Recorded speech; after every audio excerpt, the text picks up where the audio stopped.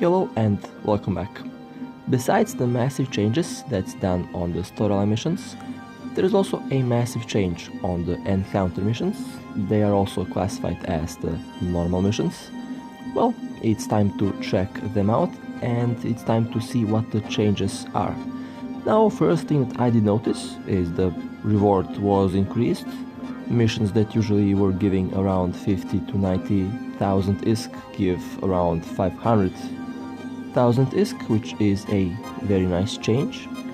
A new tier has been added and the overall tiers have been reworked. That is actually a very nice thing. Now most of the players can do the advanced tier 6 to tier 7, or should I say they are actually at the tier 6 or tier 7 level. And well, these missions now are a lot more profitable.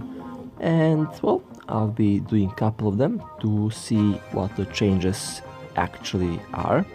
So far, I do expect these missions to be a little bit more difficult, and I do expect the loot to be a little bit difficult. Now, for these missions, I will use my Phantasm, because this ship has been my primary ship for PvE. The Phantasm has been my primary ship for missions, while the Covertops was my primary ship for PvP and of course for PvE, but I did change that. Now for the normal missions, I like to use pulse lasers. They have higher DPS, they have shorter range, higher rate of fire. That means they would be very suitable for these missions, because these missions are not as difficult as the storylines and the enemies in these missions should be easier. But of course we will see what will happen. And of course I did change my fit to this ship. It is full C-type now. All the major modules are C-type besides the medium slot modules. C-types for the medium slot modules are not available at the moment, but as soon as they are available I will change them. Well, to simulate the maximum DPS on this ship, I'll be warping to this planet, and well, I do have very nice resistances, and these resistances are going to do a very good job at protecting the ship and of course protecting me. Now for the DPS, let's see, 774 DPS, which is not bad. It will be higher. I still didn't upgrade my rigs to the level 3 rigs. With the level 3 rigs I should be able to hit around 800 DPS, and when I complete a couple skills the DPS would be well above 800, and I do expect 950 DPS once I have all the important skills. Well, let's jump in and let's see what these missions will be about. Now, this is a 2.5 million ISK mission. I think it is one of the sub-storylines, which is interesting. And, well, first thing that I did notice, they now use the new electronic warfare modules, the guidance disruptors, so that means these ships can be very hard to kill, or they can be harder to kill if you use missiles on this mission. Now, most of the ships now in all these different missions will use the new electronic warfare modules, and of course they are unique to the type of enemy ship that you are shooting down. That means cavalry ships will use guidance disruptors, Galanta ships will use the sensor dampeners, and they will use the warp scrambler and webs, of course. Amara ships will use warp disruptors. Amara ships will also use the targeting disruptors, and because they use the targeting disruptors they can be a little bit more difficult than the rest of the missions. For Mimitar ships, they also use all the similar modules, but overall I think Mimitar missions might be the easiest, while the Amar missions can be the most difficult ones. Now, if you use drones, if your primary weapon is and are drones, then most of these missions will be easy because at the moment no electronic warfare module is affecting the drones, so if you use drones then you're safe. Again, drones prove themselves to be the most effective and the most powerful weapon in the game, of course for missions and for PvE. While for PvP they can be also good, but they are quite expensive to lose, so that's the drawback of drones for PvE. For PvP, not for PvE. Well, so far I have to say I'm doing decent amount of damage.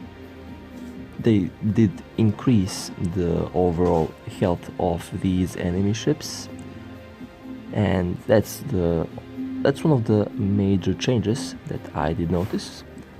These ships are tankier and they appear to be harder to kill, and of course have higher resistances.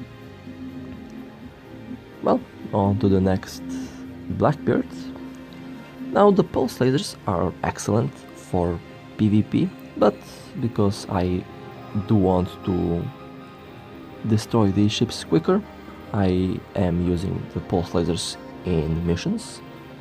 I could use beam lasers, but it would take a little bit more to complete the mission because they have lower DPS. The beam lasers have also lower rate of fire, but they have higher range. In this case, I don't need the range, I need the DPS, which is impressive. Okay, let's see the next wave. Now, so far I didn't encounter any elite ship. Usually the sub-storyline missions do come with one or two elite ships, and so far I didn't see any elite ship. That's weird. This is the third wave and still no elite ship. That's very interesting. They might have removed the elite ships from the sub-storyline missions, which is not necessarily a bad thing. Those elite ships could be a potential threat, and if that's the case, then I don't know. Overall, I think the rewards are so far very nice. The bounties have also been reworked, which is very good. And let's see. Now these ships are actually very tanky. Usually it doesn't take me so long to shoot them down. That's one of the massive changes that I do see. The reactive shield is doing its job. That's good. The reactive shield does increase the resistances. Okay, and the last ship is left on the field for this wave. Let's see if there are any more new waves. Okay, and okay, 7 new ships now. Okay, I got, that's a warp disruptor. Okay, they use disruptors. Well, where is the elite ship? I don't see the elite ship. Well, in this case the primary target will be that destroyer that uses the warp disruptor. As you can see, they did change the waves quite a bit, and they did change the ships quite a bit. Usually the ship carrying the disruptor in this mission should be that elite Merlin, but that elite Merlin is not present. So in this case the Corax Assault is carrying the disruptor, and of course that ship is now being focused as my primary target. Okay, that was nice. On to the next target. So you can expect warp disruptors, warp scramblers, and the other electronic warfare modules in this mission, which makes them more dynamic. It makes them in a way more exciting, and the loot should be also very good. I'll be checking out the loot in the end as well. Okay, let's focus on that frigate now. None of these other ships are carrying disruptors or webifers. If they were carrying, I would be wept or warp disrupt, but that didn't happen. So usually there is only one of these dangerous ships around, just to keep that in mind. Which means once you eliminate that single ship, the rest of these ships should be easier, and of course the danger is gone from being warp disrupt. Okay, that Corax is going down. Well, I have to say these ships are also tanky.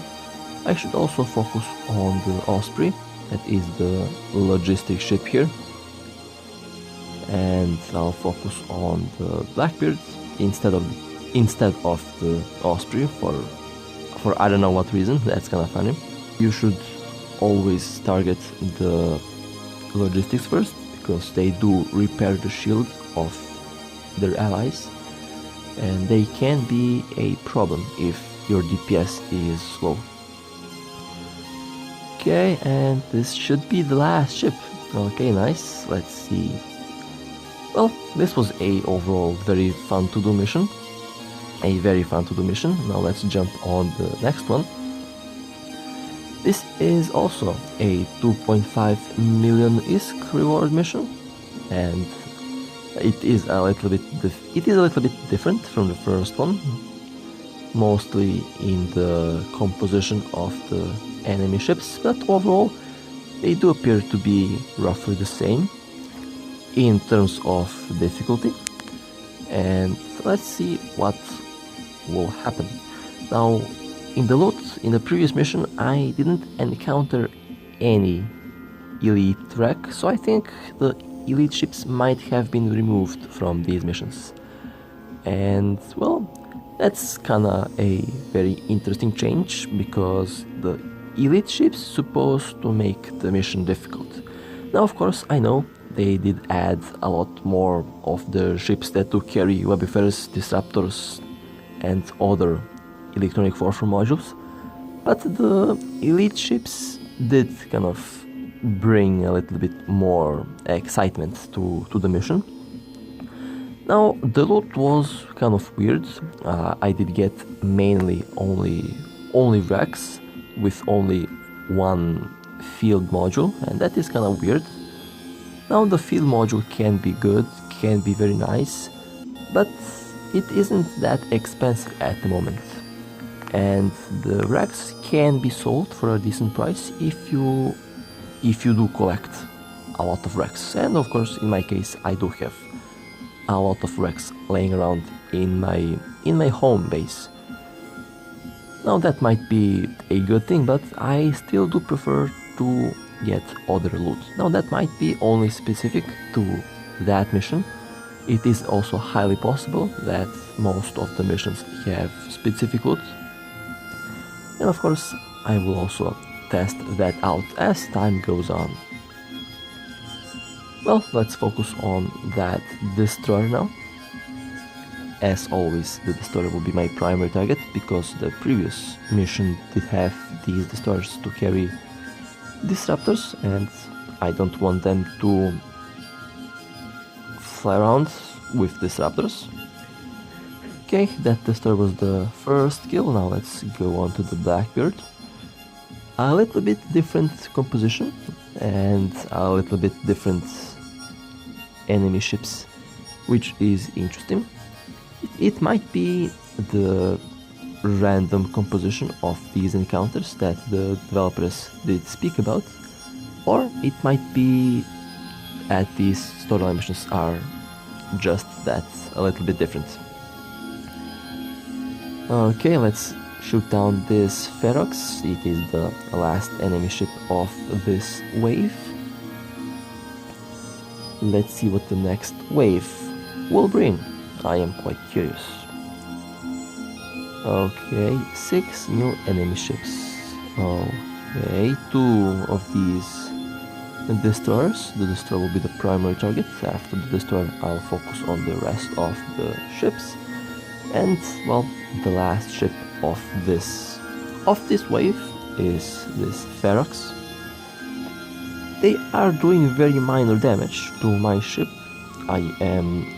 This ship is quite powerful, People say that it is overpowered. Well, it kinda is, but in the end it is a faction cruiser and it is perfect for missions. That's why I use it for missions.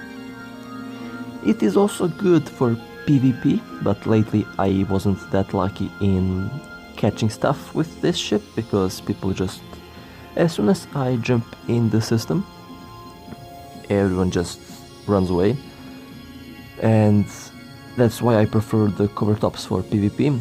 That ship is a lot more, well, it is hidden, and when I warp in the system, no one knows what I fly because I cloak immediately. But when I warp in the system with this ship, then it is quite obvious what I'm flying, and people do see that this is a Phantasm. And well, in most cases all of them warp away and dock or change systems, so I wasn't quite successful in doing PvP with this ship. I am still a lot more successful with my cover tops. Okay, let's see, 8 enemy ships. Okay, that's very nice. And well, I'll focus on the frigates first. There is a high possibility that these frigates do carry a disruptor, but I do see this destroyer being very fast. That means the destroyer will be the primary target. Very interesting change from the... Now the frigates don't carry disruptors, the destroyers do. That means the destroyers will be the primary target. Okay, I got webbed, that's not nice. Well, I was still too fast for that destroyer, so I did escape the web. And of course, time to focus on the frigates, because they are the second fastest ships in the current wave of enemy ships. Okay, the tracking is kind of off because these ships are small in signature size, and of course they are fast. Okay, looks like I'll have to turn off the afterburner. Or not, okay. I don't have to turn off the afterburner, that's good. That's good, time to focus fire on the next frigate. Only 272. Well, looks like I'll be turning off the afterburner for this kill. These small ships can be hard to kill, so be careful around them. And as soon as I slow down, the frigate got melted. Time to focus on that Osprey, because that Osprey is a logistics, and logistics do repair the ships. That means they need to be a high priority target. Well, for some reason my ship did decide not to orbit. That was weird, and well, now I made too much distance and I ran out of range. And the last enemy ship of this wave will be this Ferox. Now, the Ferox can be interesting, and I might buy one just to test things out with that ship. Well then, that was nice. That was very nice. The mission was a little bit different from the previous mission. And well, time to jump on more ordinary missions. This is a 500,000 ISK mission. Let's see what was changed to these missions. Now, the sub-storylines do have a significant obvious change, and well, that change is very nice. Overall, I do like the change, it is welcomed. Now, a similar change is notable and noticeable in the ordinary missions. They still use the electronic warfare modules, in this case only a guidance disruptor, no webs and no warp disruptors, so that was very interesting. The overall health and the overall effective HP of these enemy ships is higher, at least, I'd say at least 50% higher, because it takes me 50% more time to shoot them down. Before, it would take around only 1 or 2 hits to destroy their shields. Now it takes me sometimes up to 5 hits, so that's a change. They also appear to have higher resistances, and they also appear to be a little bit faster than before.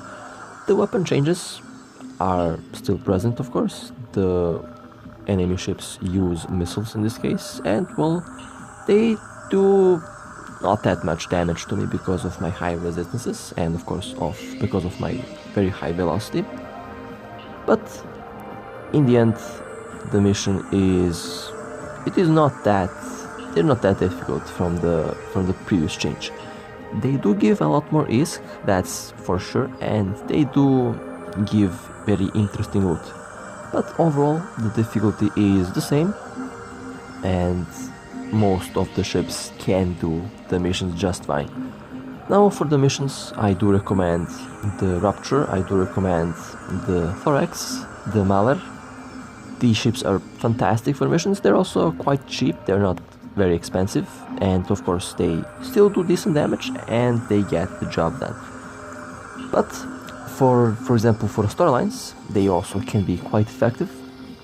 Ships that use drones are also very good, and in my case, drones did prove themselves to be excellent.